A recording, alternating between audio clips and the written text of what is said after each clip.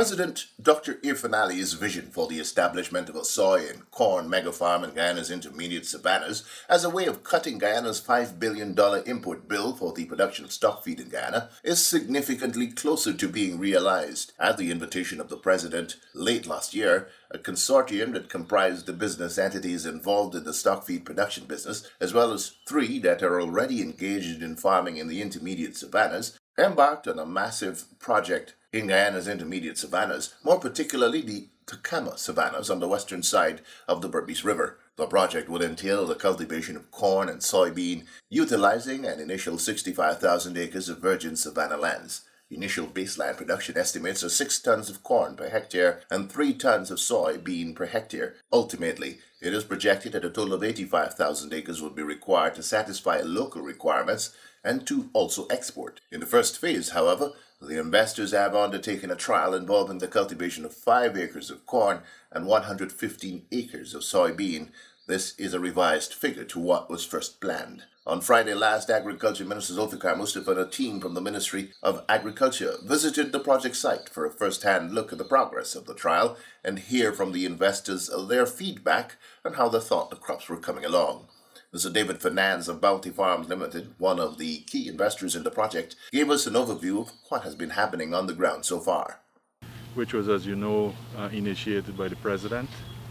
And so we thought it's very important for us to rapidly do some trials that would give us data for us to continue to push towards becoming a commercial operation.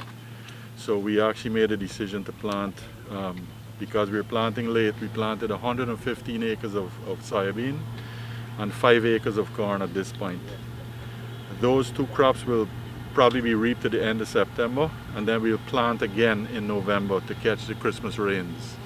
And then we'll try at that point to plant basically 125 acres each of corn and soybean.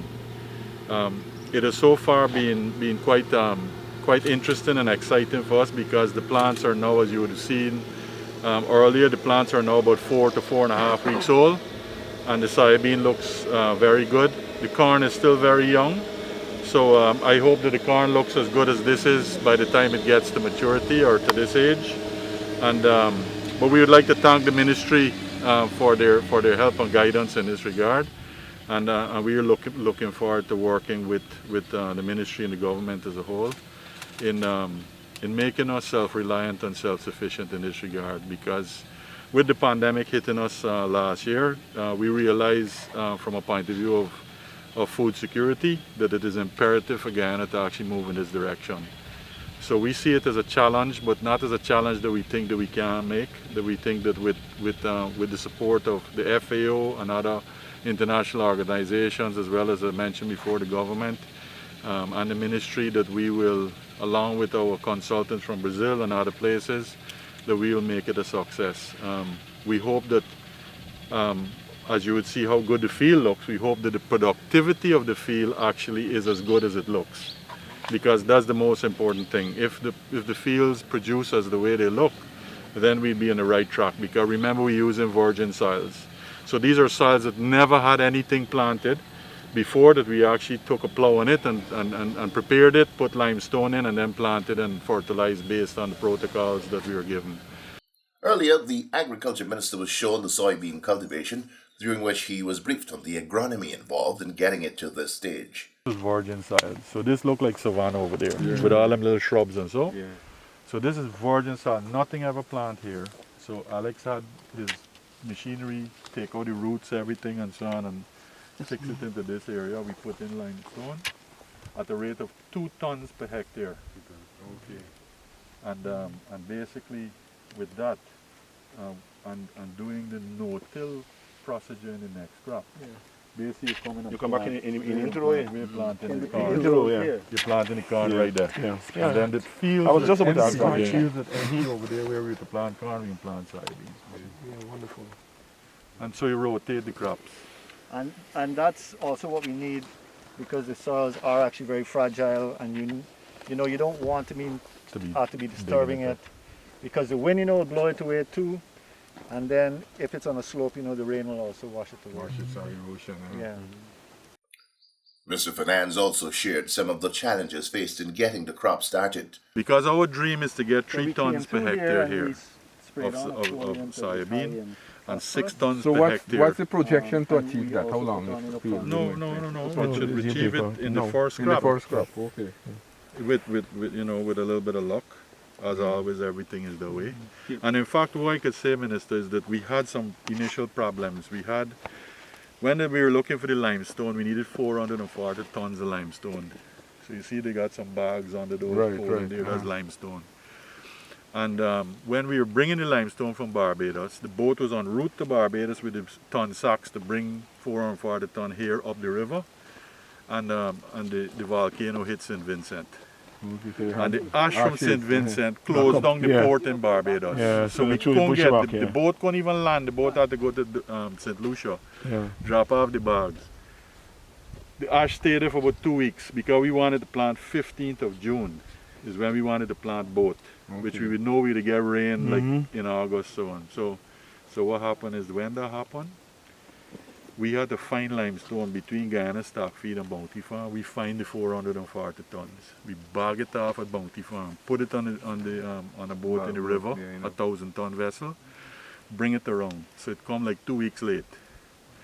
Then when we get the formulas from Piva, he asked for 22412. I never hear of NPK looking like that. Never. So even Alex never hear about those. So what happened is, so what happened is that when we asked him, Wayne who is our maintenance manager at Bounty Farm, and he speaks fluent Brazilian, so he could talk with the man. We asked him, why you want a 22412? He said, well, I don't want the plant to use anything for the to stop looking for, to stop hunting nitrogen. So you feed it nitrogen. It's not going to do nothing. Right, and hunting nitrogen, you get nodules. You get lazy, you not get no nodules. So what happened is that find for themselves. by putting the two, it's pushing them to develop nodules. I understand.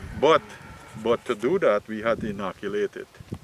So we had to bring inoculants from Brazil, which is kind of like a bacterial solution, and we use it with graphite as a lubricant, and we use sugar water as a paste. So you had the inoculant, sugar water, and graphite. We mix it up and put it. So one bag was like 50 kg, 110 pounds. Yeah. How much land did they plant in? 1 hectare. 1 hectare. So 2.5 acres. We were planting with 150 kg bag of the 200,000 seeds. And that's basically that one.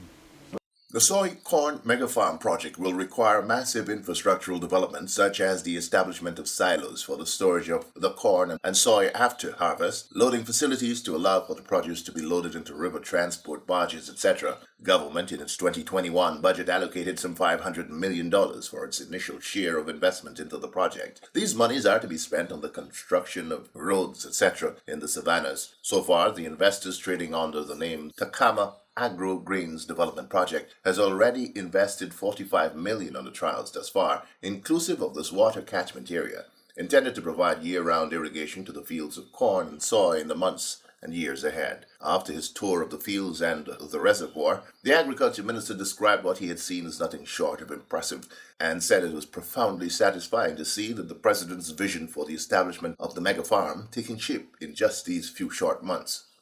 We had in our budget to start this project together with the private sector. First of all, I want to compliment the private sector in terms of coming here to do the trial plots. Although we are at Alex's place here in terms of his field, we just visited the areas that the private sector is doing the trial run in corn and soya. I am very, very happy to see the results so far. It looked very encouraging. And I'm very optimistic that this pilot project here will bear fruits and we'll have larger project, and I'm very happy to see the way they have started out. From the government perspective, we'll be investing here close to $500 million in doing the roads, doing a silo, doing drying floor, those facilities. And I hope that not long from now that we can produce our own, for the entire industry, our proteins. For the poultry and other livestock industry. I think that as Guyana is now pushing and heading the agri-food system in the Caribbean, if we can be successful in this form of production, then we can be, in terms, holistically producing almost all the food system and drive the food system in the Caribbean. So I am very, very optimistic that the trial that David and his colleague are doing will be successful, and not too long from now, before the year is out, we can have a larger plot, and by next year we can go in commercial quantities to start produce our proteins. And I said the government will be investing. You heard from Mr. Finance said that the president himself has initiated this project. And we believe that to work together to form this public partnership with the private sector, we can develop our country. And now we are seeing that although we are now an emerging oil and gas producer, a lot of emphasis is being placed on agriculture, because we found as a government, we found agriculture is the backbone of a country economy, and we will continue to invest. We don't want to be caught like other oil producing countries. At the end of oil production, we neglect our agriculture sector, and then we have to restart it from scratch again. We'll continue to develop this sector. This sector will be responsible for job creation, for wealth creation, but more importantly for food security. And with the pandemic that we are experiencing over a year now, we have seen how vulnerable economies are. And we in Guyana, as a government, we want to ensure that our economy is resilient. We don't depend on one sector. We want to develop all the sectors so we can develop our economy in a multi-sectorial approach, so that we can be resilient and strong and withstand all the shocks that are taking place around the world. The minister also spoke of government's plans as it relates to the work on establishment of roads and other support infrastructure. Already the road is tendered out. Next week, I believe the tender will close. I hope that a number of companies will be bid for that. Also, very shortly, we'll have the silos and the drying floor tender out too. So we are working very closely with the private sector, and what we are doing, they will be helping us to ensure that we push forward. But as I said, the bid for the road is out there, and it will be closed shortly. And hopefully, when it is awarded, we can get that project commenced immediately. But this project with the road, the silos, and the drying floor will be a multi-year project, so that it will not be complete entirely this year, but at least the 18-kilometer of road that will start shortly.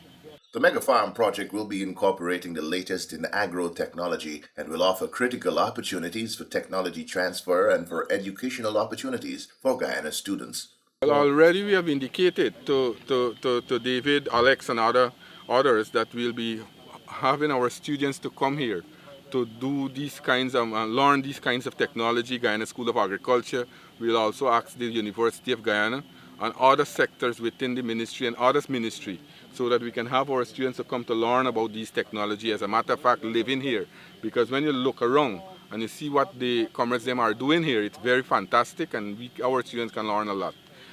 They can go to the school and get all the theory, but if they don't come and learn the practical things here and things that are happening, I don't think we will be capable in an all-round development. So we, as minister, I will be encouraging that, and I will ask, as soon as I get back, the Guyana School of Agriculture to start identify some students, so that at least we can start bring them here and they can work along with the private sector to enhance their capability and skills. The companies involved in the corn and soybean project include 4 stock feed producers: Guyana Stock Feeds, Royal Feeds, Eden Feeds, and Bounty Farms Limited. The other 3 partners in the grouping are NF Agriculture out of Brazil, Dubalé Ranch, and Al Farm Enterprises, both Guyanese-owned companies.